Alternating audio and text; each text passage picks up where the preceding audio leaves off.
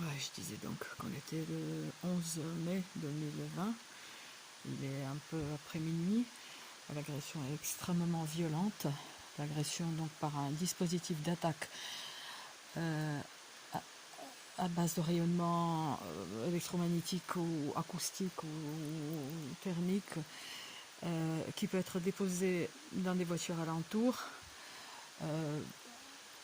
Je suis cible donc de harcèlement électromagnétique. Je suis implantée à mon insu par des puces RFID. Le signal vient taper sur ces puces et les personnes à côté de moi ne ressentiront rien. C'est une criminalité qui est couverte par le secret défense, ce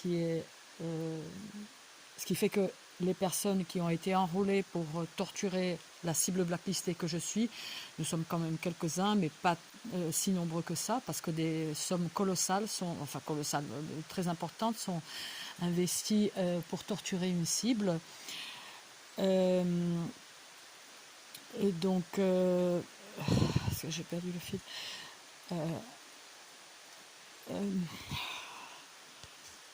Oui, donc ces dispositifs peuvent être dissimulés dans des voitures alentours. Cette voiture-là qui clignote ce soir est une, est une voiture. Comment j'ai pu filmer le 20 novembre 2019 lors d'une agression extrêmement violente aussi qui m'avait fait sortir dans la rue. J'ai pu filmer entre autres cette voiture qui quittait son emplacement un peu plus haut, un peu en face de l'escalier qu'on voit au fond là, et on voyait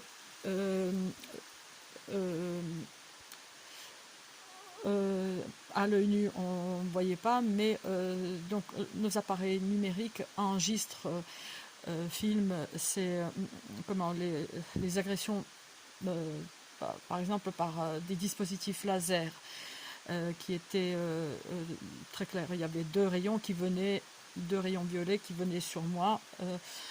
Et donc au niveau des phares et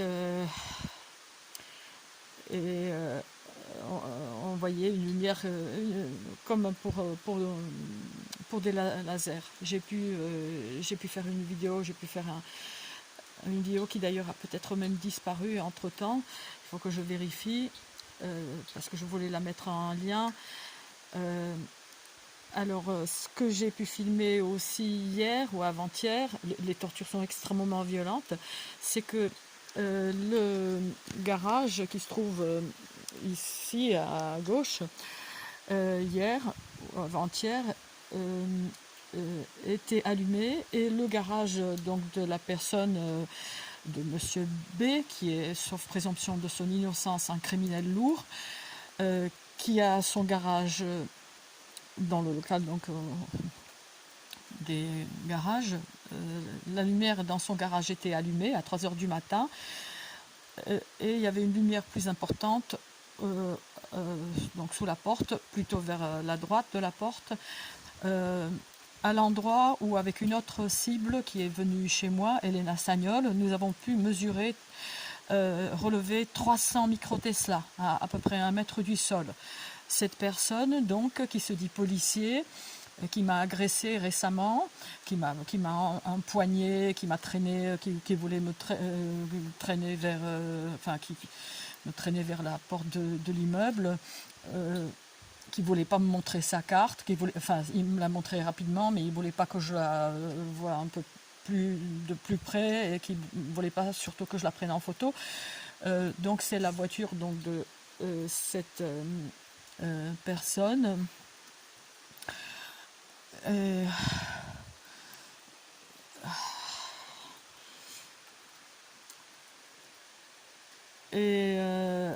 Donc voilà, nous avons plusieurs preuves entre moi et Elena Sagnol, à moins que celle-ci disparaisse de nos ordinateurs, parce que cette personne est probablement protégée par le renseignement.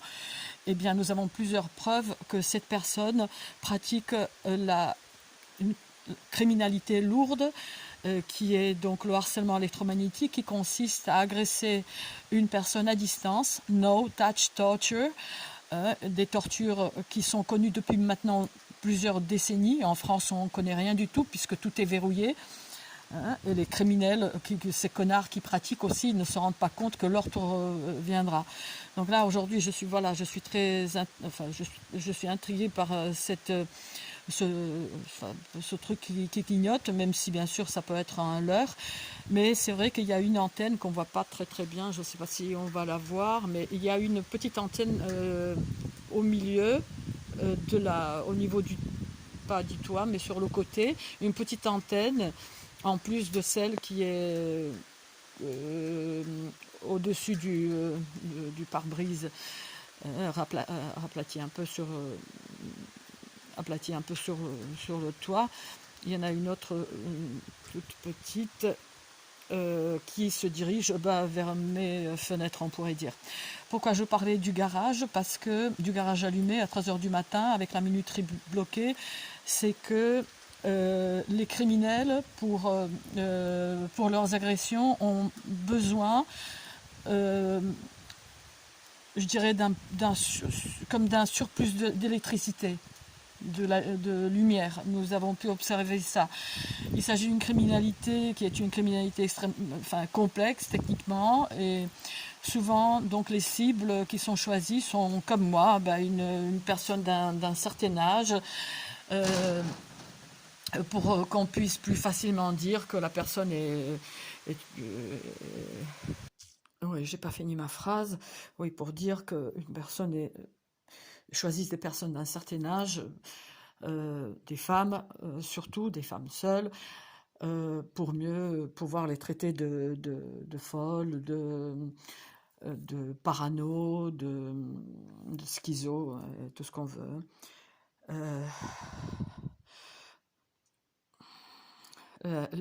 L'agression est extrêmement violente, extrêmement violente. Alors pour les personnes qui ne connaissent pas du tout cette criminalité, voilà, je vous renvoie à cet article, droit comparé du harcèlement électromagnétique, nécessité d'une loi française, ce qui n'est pas vrai, hein, la torture est interdite, hein, peu importe l'arme par laquelle elle est utilisée. Elle est pratiquée. Là, il s'agit d'une torture par une nouvelle arme par destination, qui sont les ondes pulsées, hein, qui est l'énergie pulsée. Euh, euh, voilà, c'est un article de base, hein, vraiment de base pour ceux qui connaissent pas du tout. Après, vous avez une quantité d'informations sur la chaîne de Nico Cible et sur la chaîne de Elena Sagnol également, hein, qui est une franco-russe, qui a une quantité d'informations en russe. Euh, c'est autre chose qu'en France, qu'en français, on n'a quasiment rien. Rien.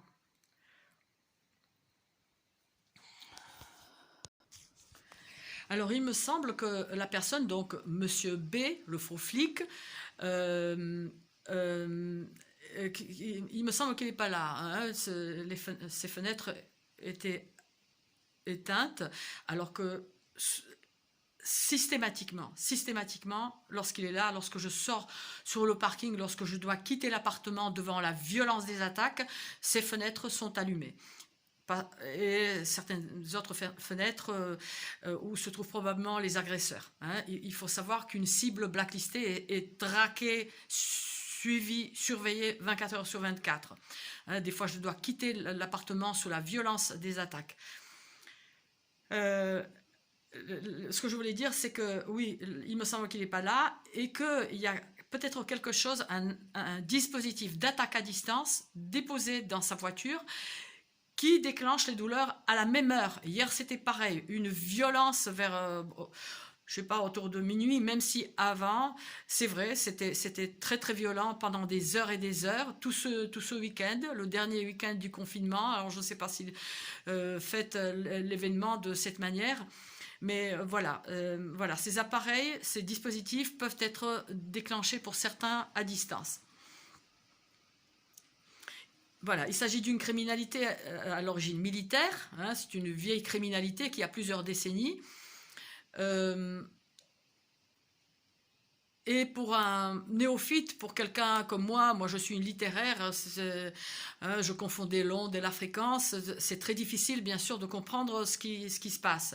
Même si bon, entre-temps, en 6 ans de torture, des brûlures quotidiennes. Là je suis brûlée ici, à un endroit ici, on va dire un peu comme ça, et ça descend là, c'est au niveau du cuir chevelu. Hein, même si ces douleurs rentrent dans la tête et peuvent chauffer. Là, à cet endroit-là, ça chauffe le sang et le plasma. Ça peut chauffer à cet endroit-là à 55 degrés. Ça cause des douleurs à hurler, à hurler. Lorsque vous vous laisserez vacciner, vous aurez dans les vaccins Covid, machin, contre le Covid, vous aurez comment vous aurez des puces RFID, hein, pour que vous soyez traquable où vous soyez, et vous pourrez être torturé comme nous, les cibles blacklistées. Vous allez pouvoir être torturé comme nous, c'est-à-dire on va pouvoir récupérer votre fréquence et on va pouvoir vous châtier, hein, si vous refusez de faire ceci, cela, hein, parce que là, Orwell, on y est. Comme le dit mon copain Hergé, ça faisait longtemps que je n'ai pas parlé, où est-ce qu'il est le livre, il finit son livre, Orwell avait raison. Le renseignement est partout et c'est lui qui règne. En tout cas, qui est une police interne qui ne se préoccupe pas de la sécurité des gens d'un pays, mais qui aide à celui qui est au pouvoir à se maintenir au pouvoir. Voilà, à nous de voir, à nous tous de voir comment on peut faire. Hein. Et encore une dernière information, peut-être la plus importante.